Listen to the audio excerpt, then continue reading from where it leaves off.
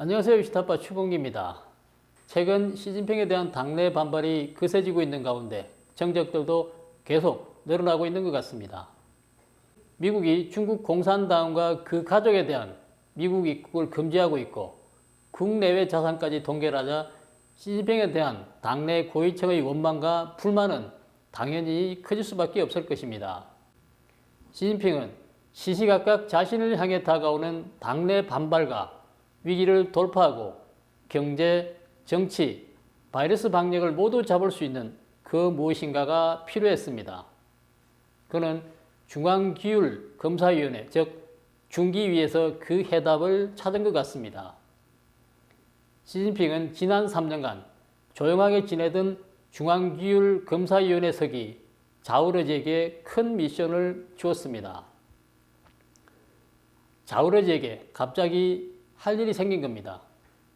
시진핑은 자오러지를 적극 지지하고 지원하는 이면에는 어떤 의도가 숨어 있을까요?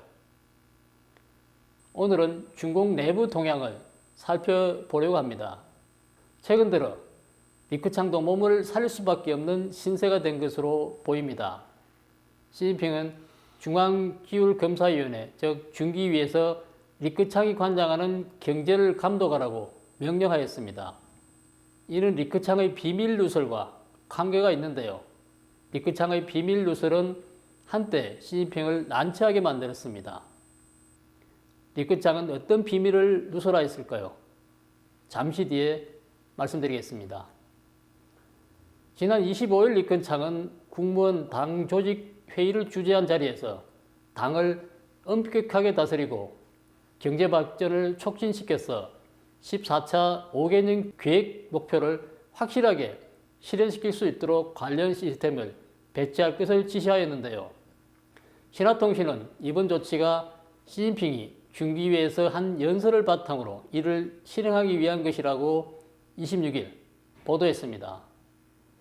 14차 5개년 계획 목표를 완성하기 위해서는 당을 엄격하게 다스리고 경제를 촉진하여 사회 발전까지 도모해야 한다는 것이 이 기사의 핵심 포인트입니다. 따라서 이른바 중공의 14차 5개년 계획이란 결국 경제와 사회 발전이 그 주된 목표인 것입니다. 22일 시진핑은 중기위가 14차 5개년 계획의 각 항목별 임무를 완성해야 한다고 말했습니다.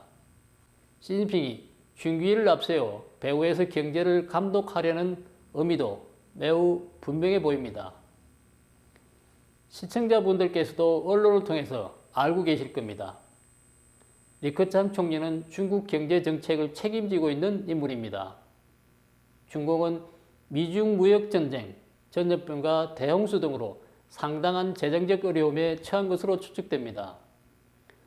리커창은 지난해 중국 경제가 직면한 이 같은 어려움 때문에 시진핑과 여러 차례 갈등을 일으킨 적이 있습니다. 지난해 5월 28일 리커창은 한 기자회견에서 중국인 6억 명은 수입이 월 1,000위안밖에 되지 않는다고 밝혔습니다. 이 소식은 즉각 외부로 알려졌는데요. 중국인들의 실상과 중국의 민낯이 그대로 전 세계에 공개된 셈입니다. 7월 19일 리커창은 국무원 회의에서 중국은 여전히 개발도상국이며 무슨 일을 하든 반드시 전력을 다해야 하고 자신의 능력을 헤아려 행해야 한다고 말했습니다. 리커창은 여기에서 그치지 않고 23일 염정공작회의에서 또다시 각 지방정부에 단호하게 경제적으로 궁핍한 생활을 보내야 하고 쓰지 말아야 할 돈은 한 푼도 쓰지 말아야 한다고 말했습니다. 그는 또 중앙과 각 지방정부에 긴급하지 않은 지출은 50% 이상 줄여야 한다고 발언해 큰 충격을 주었습니다. 여기서 염정공작회의를 잠깐 언급해 보겠습니다. 염정이란 깨끗하고 맑은 정치를 의미하는 용어입니다. 염정공작회의와 중앙기율검사위원회는 모두 중국에 만연해 있는 부패 척결과 연관이 있습니다. 그런데 뜻밖에도 이런 발언들은 시진핑이 역점적으로 추진하고 있는 중국몽의 뺨을 때리는 것이라는 주장이 나왔습니다. 이는 시진핑이 2020년에 주창해 오던 전면적 샤오캉 사회, 즉 보통 사람도 부유하게 사는 이상사회 건설에 찬물을 끼얹는 발언이었습니다. 시진핑은 아주 난감할 수밖에 없습니다. 이 발언이 전해지자 일부 매체는 시진핑에게 리크창이 자신의 위치를 바로잡도록 해야 한다고 요구했습니다. 그래서 리크창은 몸을 사릴 수밖에 없고 향후 책임을 추궁당할 경우를 대비해 스스로 몸을 낮추고 목소리도 가끔씩 낼 뿐이라고 합니다. 시진핑이 정책을 추진하기 어려울 때는 중기위 현장 순시 틈을 통해서 정책 추진을 촉구한다고 알려져 있는데요. 시진핑이 무엇을 하려 하면 중기위는 뒤에서 채찍을 휘두른다고 합니다. 에포크 타임스의 최근 보도에 따르면 일부 중기위 서류에서 중기위가 방역 이후 업무 복귀, 생산 재개 등 방역과 관련 감독에도 개입한 것으로 드러났다고 합니다. 올해 들어 중기위는 더욱 활발하게 움직였습니다. 지난 3년간 조용하게 지내던 중공 정치국 상무위원 자오러지는 지난해 12월 30일 처음으로 베이징 각 부와 각 위원회를 찾아 나섰습니다. 그는 자담회를 통해 각 중앙부처 순시는 정치 감독을 강화하는 중요한 수단이며 중앙당의 정치적 지도력을 원활하게 하고 명령과 금지를 엄격하게 집행하도록 하는 데 있다고 강조했습니다. 다시 말하면 중기위 활동은 단순한 반부패 척결이 아니라 시진핑의 정치적 지도력을 강화하기 위한 것으로 보입니다.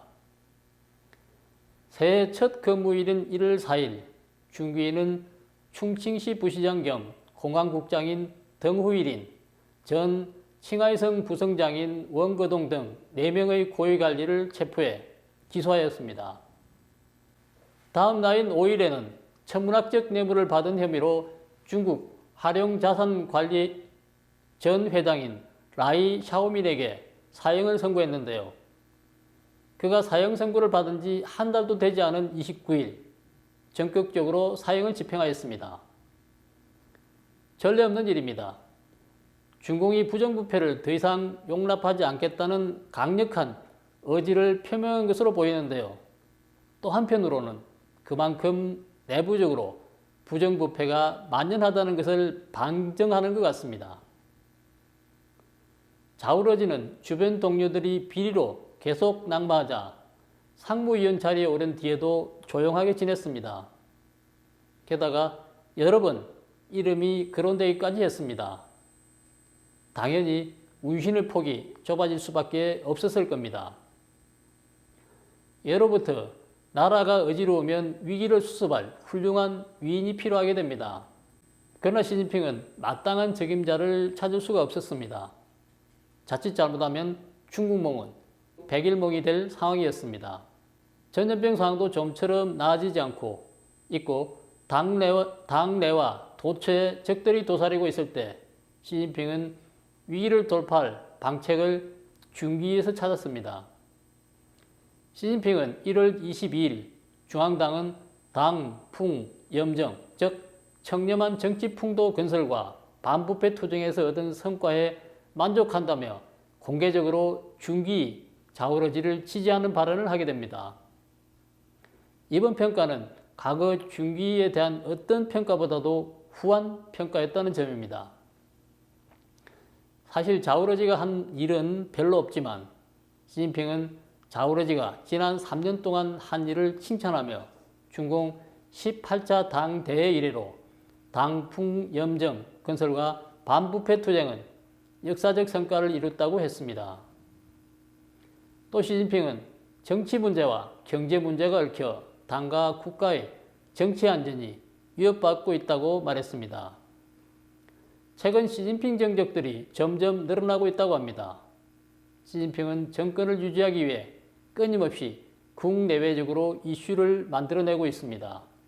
서타, 부호들이 하나둘씩 탄압받았고 부호들이 가입해 있는 태산에도 최근 해체설이 나돌았습니다.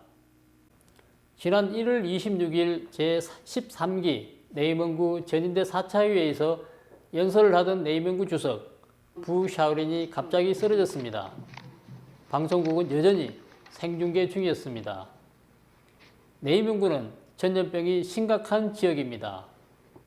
부 샤오린이 쓰러진 원인이 전염병 때문인지 아니면 부정부패 척결 압박 때문에 쓰러진 것인지 정확하게 밝혀진 것은 없습니다. 부 샤오린 일가는 조부 때부터 정부 요직을 차지하였습니다. 그들은 2016년 네이먼구 자치구 주석이 되었습니다. 그러나 네이먼구는 그동안 평화롭지 못했습니다.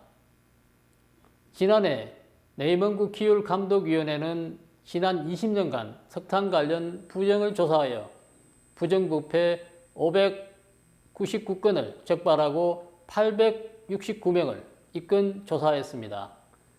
청장급 간부 31명, 현처급 간부 203명을 조사하여 처리하였습니다. 최소 고위관리 8명 이상이 옷을 벗었고 부호인 샤오제나도 연루되었다고 합니다.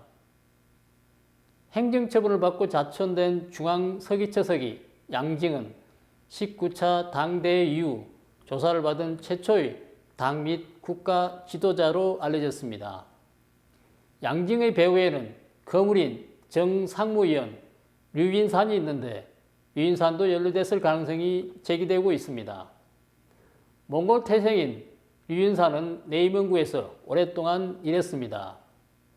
조사는 지금도 계속되고 있고 중기위가 어느 순간에 샤오지아나와 양징 안건을 공개할지 당분간 주의 깊게 지켜봐야 할 것 같습니다. 오늘 방송은 여기까지 하겠습니다. 이 영상이 마음에 드신다면 구독과 좋아요를 눌러주시고 지인들과 공유해 주시기 바랍니다. 감사합니다.